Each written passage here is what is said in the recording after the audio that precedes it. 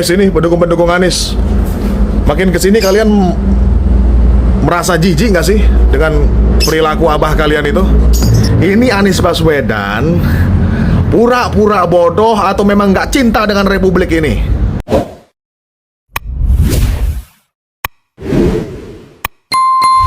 Sekali saja mengkritik Kang Deddy Mulyadi, maka akan panen serangan. Inilah efek apabila para pejabat atau seseorang yang mengkritik Kang Deddy Mulyadi, ya kawan-kawan. Nanti akan dikritik kembali nih oleh para netizen, diserbu secara berturut-turut. Banyak sekali kejadiannya kalau kita amati baik-baik ya kawan-kawan. Dimulai dari Rocky Gerung yang menyenggol menyenggol soal barang militer, kemudian diserang bertubi-tubi oleh para netizen. Kemudian KPAI juga, Bapak Pramono Anung juga, yang hello gas, Ahmad Lutfi juga kawan-kawan. Tetapi apakah Abah Anies termasuk orang yang menyerang Kang Deddy Mulyadi sekali kemudian diserang balik oleh para netizen kawan-kawan? Oleh para pendukung Kang Deddy Mulyadi? Jawab di kolom komentar ya. Di sini saya akan tampilkan beberapa kritikan para netizen soal Abah Anies ya kawan-kawan. Dan ini nggak ada kaitannya Abah Anies mengkritik Kang Deddy Mulyadi ya kawan-kawan. Kita saksikan satu persatu videonya. Presiden bukan, wakil presiden juga bukan, ketua RT juga bukan. Tiba-tiba muncul videonya datang ke lokasi bencana di Aceh gitu loh. Sedangkan presiden yang sekarang saja kalah ini dengan si Wawa ini satu ini. Itu datang ke sana itu melihat bencana alam atau sedang menghitung gelondongan kayu yang sedang hanyut.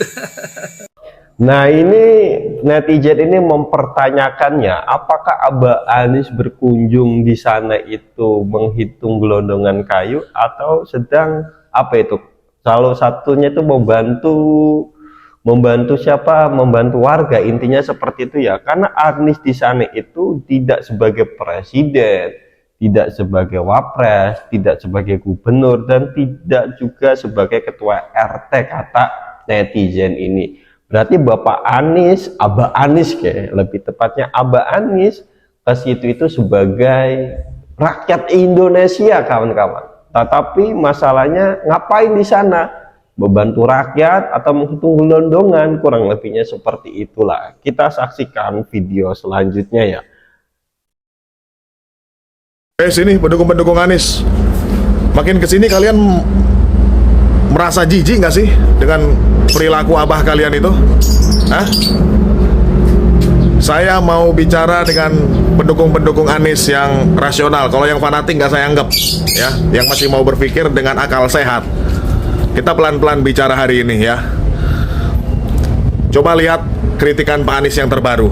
Dia mengkritik kereta cepat ya, yeping-yeping kalau kata anak Gen Z, cuap-cuap soal kereta cepat. Padahal dia terlibat dalam pembangunan itu. Ada buktinya, ada di Kepgub, keputusan gubernur nomor 1640 tahun 2019. Baca. Tanda tangan dia soal penyiapan jalur, ya, fasilitas dan tempat. Coba lihat. Saya bicara dengan pendukung-pendukung Anies nasional, ya. Dan saya meyakini Anies setiap hari makin kesini makin blunder dan makin ditinggal oleh para pendukungnya sendiri. Karena musuh Anies adalah rekam jejaknya sendiri. Terima kasih. Ini berlaku bagi pendukung Anies yang rasional ya, yang fanatik jangan dengerin ya. Karena kalau fanatik mau gak mau bakal menerima apa yang dikatakan oleh Abah Anies ini ya. Di antaranya adalah kalau nggak salah Eko Widodo tuh kawan-kawan. Eko Widodo itu pendukung Anies yang fanatik sekali kawan-kawan. Oleh karena itu ya apapun yang dikerjakan oleh Pak Anies ya itu bagus-bagus saja meskipun pada kenyataannya nggak bagus atau salah kawan-kawan. Ya, pendukung Kang Deddy Mulyadi pun nih, ini juga sebagai peringatan, jangan sampai fanatik kepada Kang Deddy Mulyadi. Kita harus rasional ya. Kalau salah, katakan salah. Kalau betul, katakan betul gitu ya kawan-kawan. Kita lanjut video selanjutnya nih. Anies bagikan pupuk gratis untuk rakyat. Pertanyaannya, ini pupuk gratis dari pemerintah atau Anies dan Ormas Gerakan Rakyat pakai uang pribadinya untuk beli pupuk lalu dibagikan ke rakyat? Atau kemungkinan ketiga, Ormas Gerakan Rakyat bisa produksi pupuk sendiri lalu hasil produksinya dibagikan ke rakyat? Soalnya ini logonya, ini logo Ormas Gerakan Rakyat. Mari kita cari tahu bareng. Yang pertama, kalau emang pupuk gratis itu dari pemerintah, ngapain harus lewat ormas? Dan ngapain juga Anies ada di situ? Emang Anies ini pejabat apa di pemerintahan selain pejabat tangan? Ini contoh, misalnya dari kabupaten turun ke kecamatan, turun ke desa. Itu misalnya, ngapain jadi harus ada Anies dan ormas di situ? Ngapain? Yang kedua, kalau emang pupuk gratis ini beli dari uang pribadinya Anies atau Ormas Gerakan Rakyat, emang boleh logonya ini diganti? Soalnya setelah saya cari tahu, Ormas Gerakan Rakyat tidak memiliki pabrik pupuk sendiri. Pertanyaannya, itu pupuk dari mana? Kok logonya Ormas Gerakan Rakyat? Kalau sampai Ormas Gerakan Rakyat mengganti logo pupuk, terutama jika itu adalah pupuk bersubsidi pemerintah, dengan logo Ormas, sangat dilarang dan dapat dikenai sanksi pidana. Jadi gimana pendapat kalian? Tulis pendapat kalian di kolom komentar. Salam Gigis. Oh, nah ini membongkar ya kawan-kawan, orang ini membongkar ya, membongkar Abah Anies nih, kritis ya. Kita ke selanjutnya, coba kita saksikan nih. Ini Anies Baswedan pura-pura bodoh atau memang nggak cinta dengan republik ini. Koar-koar mau menetapkan bencana nasional. Oplak, dulu ditetapkan bencana nasional kalau pemerintah daerah itu tidak berfungsi. Ya, sekarang gubernurnya masih ada, bupatinya masih ada, masih bisa berkoordinasi. Ada support dari TNI, Polri, Pak Prabowo juga sudah turun. Ya, kurang apa? Kau kemarin ke sana, apa fungsi kau di sana? Buat foto-foto aja begitu. Kau bawa bantuan memang ke sana, ya? Bisa nggak kau antar itu ke tempat-tempat terisolir kemarin? Hah? Kan itu peran dari TNI, Polri juga. Bergerak kita semua. Oh, atau kau mau bahwa ditetapkan sebagai bencana nasional supaya warga dunia tahu, dunia internasional tahu kalau negara Indonesia ini rawan bencana, begitu. Bahwa Indonesia ini adalah negara gagal, begitu. Sehingga investor itu nggak jalan, sehingga ekonomi itu nggak tumbuh 7%, sehingga pemerintahan Prabowo Gibran itu gagal demi kepentingan kau di 2029, begitu. Kan setan kayak begitu, bos. Tadi saya sampaikan bahwa Banjar dengan Banjarmasin, Banjar Baru dengan Banjarmasin itu dua daerah yang memiliki intensitas mobilitas yang sangat tinggi. Tapi kita tidak memiliki fasilitas transportasi umum. Justru menurut kami ini adalah contoh bagaimana anggaran kita dipakai untuk membangun transportasi umum yang membantu mengurangi kemacetan, mengurangi polusi, dan mengurangi biaya transportasi bagi warga. Kita berencana membangun jalur kereta api dari Banjar ke Banjarbaru yang harapannya nanti kalau itu sudah dimulai, nanti tinggal dilanjutkan ke tempat-tempat. Anies, orang itu kalau di daerah orang itu, kalau mau berkata-kata, mau menyampaikan sesuatu, mikir dulu, lihat dulu yang sebenarnya. Jangan asal ngomong aja, asal keluar aja. Bego. Aduh, kalian dengar gak kata-kata Anies nih? Tadi video tadi. Kata Anies, Banjarmasin ke Banjarbaru itu minim sekali transportasi umum. Kata siapa? Pemerintah daerah di Kalimantan ini sudah ada bis yang bergambar apa itu, yang bergambar sesirangan itu ada. Terus taksi umum, taksi kota antara Banjarmasin ke Banjarbaru juga ada di kilometer 6. Banjarmasin itu ada di terminal itu, banyak, berlimpah. Bahkan di dalam kota pun ada taksi kota, ada taksi hijau, ada taksi kuning. Kata siapa, Anies?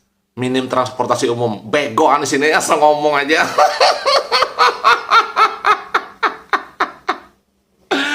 Asal aja dia tuh ngomong. Aku heran juga kapan orang ini menginjakkan kakinya ke Banjarmasin terus berencana kita ingin menggunakan dana ini untuk membuat jalur transportasi umum kereta api jurusan antara Banjarmasin ke Banjarbaru. Ya kalau mau berencana itu, Nis, mikir. Jangan asal aja, bego. Dari Banjarmasin itu, kota Banjarmasin ke kota Banjarbaru itu cuma berapa menit, Nis, kalau menggunakan jalur mobil. Terus kalau umpamanya dibangun, ibaratkan tuh kereta api, baru berangkat dari stasiun nih, kereta api, gerbong akhir kereta api, baru kurang lebih 1 menit atau 2 menit meninggalkan stasiun di Banjarmasin, kepalanya sudah sampai di kota Banjarbaru.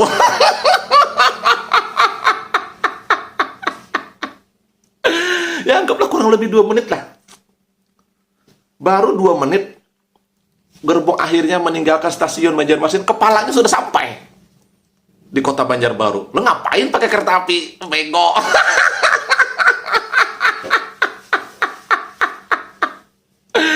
Anies kalau sudah bernarasi berbasis gagasan berbasis karya, ya itu lah. Ingin bikin karya tapi nggak masuk akal, ya Anies ini bego. Terus katanya kita berencana ingin membangun jalur kereta api. Kamu itu, Nis, pejabat apa di Kalimantan Selatan? Pejabat apa? Kamu bukan pejabat apa-apa. Jangankan di Kalimantan Selatan, di Jakarta aja kamu bukan pejabat apa-apa. Pede bener. Orang tuh kalau mau perencanaan itu yang masuk akal.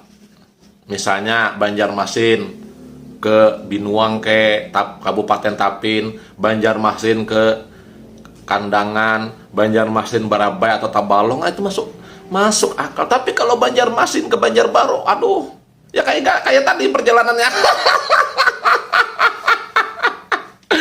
bego asal aja, yang penting dia tuh asal ngomong aja. Aku ya heran tuh, dia pejabat apa sih sebenarnya di Kalimantan Selatan ingin bangun jalur transportasi umum, jalur rel kereta api itu. Nah, pejabat apa dia gitu lah. Udahlah. Kenapa lagi Abah Al-Megdi Al-Julidi singgung fenomena kunjungan pihak tertentu ke lokasi bencana Sumatera yang justru timbulkan sinisme. Mantan Gubernur DKI Jakarta Al-Abah Al-Megdi menyoroti fenomena yang terjadi di tengah bencana besar di Sumatera, di mana sejumlah pihak berdatangan ke lokasi-lokasi terdampak. Menurut Abah, kedatangan tersebut bukannya menimbulkan kepercayaan publik terhadap pihak yang hadir, melainkan justru menimbulkan sinisme.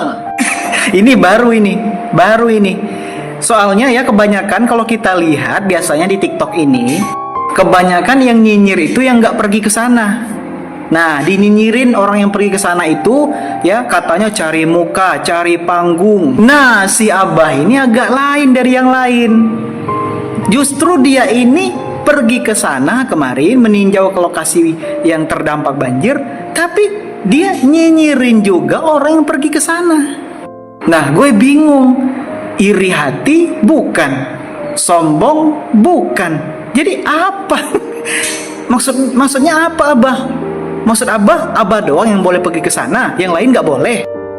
Misalnya kemarin Mas Ferry Irwandi atau para influencer yang lain, pemerintah, DPR dan sebagainya itu nggak boleh, cuman Abah doang yang boleh. Di kok gitu, egois banget. Terserah orang mau pergi ke sana. Orang ada duit ya pergi, orang galang dana pergi, sumbangkan ke sana. Kenapa Abah yang sewot? Aneh banget. Justru kita mah seneng kalau banyak yang nolongin saudara-saudari kita di sana. Terserah nanti orang pikirnya apa, cari muka kek, cari panggung kek. Jangan peduli omongan orang, yang penting kita udah kesana niat baik. Masalah pamer, ria itu kembali ke Allah. Allah yang tahu isi hati manusia, bukan Abah. Dan seenaknya Abah bilang kedatangan mereka itu ke sana itu menimbulkan sinisme publik. Kenapa? Apa hubungan? Atau jangan-jangan Abah nih yang sini, Abah nggak senang ngeliat orang yang lebih dari Abah, yang sumbangannya lebih banyak. Abah sinis ya, Abah iri ya. Nggak boleh gitu Abah. Semakin banyak yang datang justru ya semakin bagus. Tolong buanglah sifat hasad, sifat iri dengki, egois dan sebagainya itu Abah, karena itu sifat yang buruk. Su'ul akhlak, nggak boleh. Apalagi kita sebagai seorang muslim nggak boleh punya sifat seperti itu. Abah ini menurut saya seperti SMS, senang melihat orang susah, susah melihat orang senang. Seperti penyakit tetangga julid, yang kalau tetangganya beli mobil, dia langsung naik darah tingginya. Dan yang kedua, kalau Abah menyinggung atau menyindir orang-orang yang pergi ke sana, pihak-pihak tertentu yang meninjau langsung lokasi terdampak itu akan menimbulkan sinisme, ya gimana dengan Abah? Abah kan juga ke sana. Aduh, gimana sih? Abah ini kalau ngomong nggak ngaca dulu atau gimana sih? Malahan Abah ikut nyemil lagi di sana, makan gorengan, ya, makan prasmanan bersama. Tuh, Abah malah ngabisin persediaan makanan mereka. Dan juga kemarin ngasih dongengnya temanya tentang kebohongan. Apa itu? Justru itu yang bakal menimbulkan sinisme. Jadi menurut saya ya Abah tolong berpikirlah positif, stay positive thinking, nggak boleh negatif thinking, nggak boleh seuzon sama orang.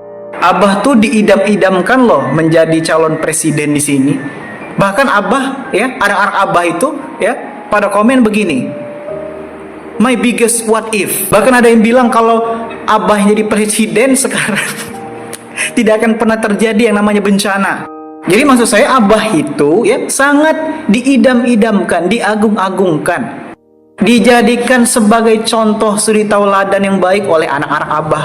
Bahkan sampai sekarang pun ya anak-anak Abah itu kepengen Abah yang jadi presiden di sini. Tapi ya kenyataannya Abah ya sekarang aja nggak jadi presiden, udah iri hati, udah egois.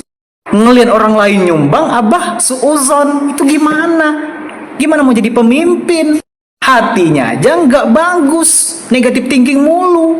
Jadi mungkin pesan saya kepada para penggalang dana, orang-orang yang mau menyumbang ke sana, mungkin kalian ya harus izin dulu ke Abah. Karena nanti takutnya Abah sakit hati, sumbangan kalian lebih banyak. Nanti katanya menimbulkan sinisme lagi. Naudzubillah min zalik, Abah Megdi. Beberapa hari ini saya keliling Aceh Tamiang, Langkat, Padang. Menurut saya kita sudah waktunya mengaku ini sebagai bencana nasional. Sekali lagi saya minta kita waspada ke depan, karena justru di saat ini ada kecenderungan segelintir masyarakat, terutama mungkin yang punya motivasi politik, dalam rangka ini di tengah bencana, di tengah musibah, mereka yang ditonjolkan adalah kebohongan, ketidakbenaran. Dikatakan pemerintah tidak hadir, puluhan ribu dalam saat-saat yang pertama sudah dikerahkan ke situ. Ada yang teriak-teriak ingin ini dinyatakan bencana nasional. Nah, itulah beberapa kritikan atau tanggapan para netizen soal Abah Anies ya kawan-kawan. Ya, saya rasa cukup selesai ya kawan-kawan ya. Nggak saya tampilkan lagi, kalau rame nanti saya akan buat video soal Abah Anies lagi ya. Bagaimana nih tanggapan kawan-kawan? Jangan lupa tulis ke kolom komentar ya. Saya Taufik Hasan, kurang lebihnya mohon maaf, pamit mengundurkan diri dan terima kasih.